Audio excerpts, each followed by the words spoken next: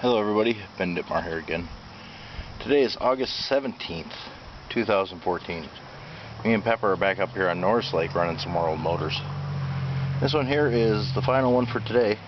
It's a 1959 Johnson 5.5. This motor needed quite a bit of work when I got it, but the cosmetics on it were so nice, I figured it was worth the effort.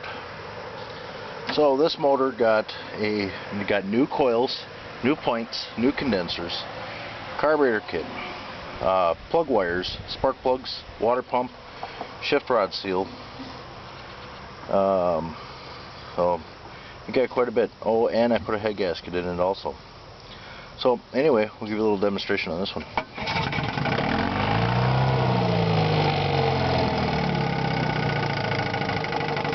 It's not that it was beat up or anything like that.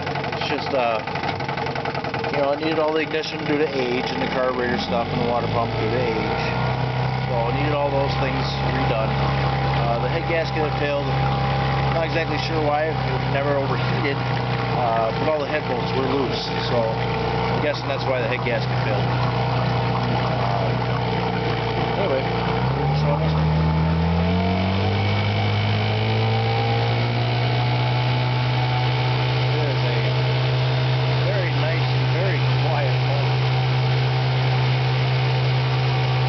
Shouting. The camera's about 24, 25 inches away from the motor, and about 22 inches away from my voice.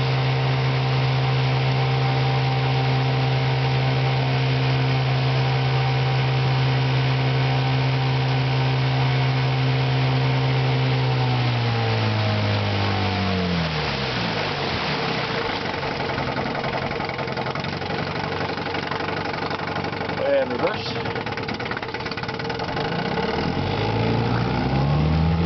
little bit of smoke because it is running 16 to 1. And back into forward.